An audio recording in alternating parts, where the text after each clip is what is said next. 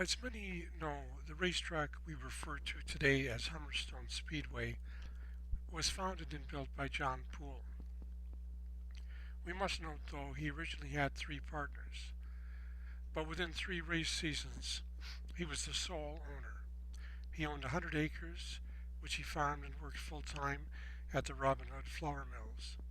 Getting permits to start such a business back then was not an easy task, but John's wife Hazel gathered over 100 signatures in favor of the track and 20 against.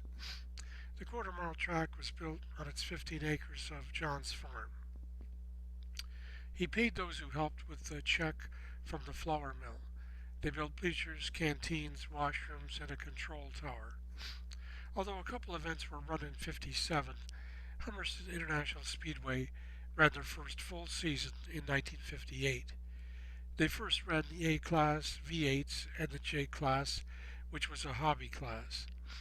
A quarter-mile track record was broken at the time. Within 1 month, Bill Teresi broke the record and was still racing at Humberstone in 1984. Don Lenningham, Jay Chernish, and Gordy Wilson, who rolled as 66 racer on July 4th of 1960. The first All-Canadian Championships were held in '59, and that was the brainchild of Chernish. The popular all-day event even saw Chernish capture the 100-lap A class. The All-Canadian also saw Gino Bigelow compete in the Bugs Bunny number 16 ride, which was later inherited by son Jimmy and grandson Brent. Gino and Jim have an All-Canadian Championship to their credit. Jimmy's win was his first modified feature ever. By '61, George Trainer, Stan Friesen, and Harold Sonnenberg were regulars. In '62, racing for the first time in Ontario was held on a Sunday. In '64, Humberston was renovated with the West End bleachers, which were completed in '65. In '66, the sportsman class was added. '68 had the debut of the mini stocks. '70, the rough and tumble late models, boasted with talented local drivers Terry St. Amand, Bev Webster, John Tischler, along with Don McGinnis, Jim Bourget, and many others visiting regular from Western New York. The Poole family brought in guest appearances. The famous stuntman Mad Canadian Ken Carter was a close friend of the Pooles. He also had the Canadian All-Canadian champion appearances by Canadian NASCAR star Earl Ross, who did get a NASCAR win and a second. Ross turned a couple of hot laps with his Carling's 52 to excite the fans. Also brought in was drag racer Jungle Jim Lieberman.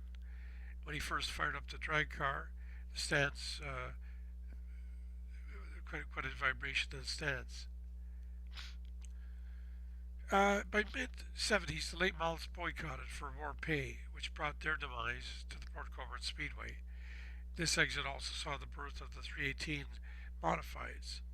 It was this class which helped earn Pete Bigdell the nickname Mr. Smallblock, who went out to beating the best of the 467 cubic inch mods of Ransomville and Merrittville, of which there were many. Also mid-'70s had the debut of the Bomber class, which is a six-cylinder fun class which later became the highly competitive Pro Stocks. We also saw the rebirth of the Mini Stocks. The Mini Stocks had a good cross of local dirt racers, along with some of the pavement minis from Cayuga, which was dominated by VW Bugs, Toyotas, and Mini Coopers.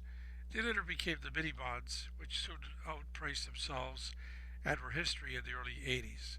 Bill Dominy was the glue trying to keep the minis together, but when Humberston had to stretch out to central New York tracks for a low-paying beginner class, this brought their demise. So that's the end of the early history. Next time we'll look at the '80s and going forward.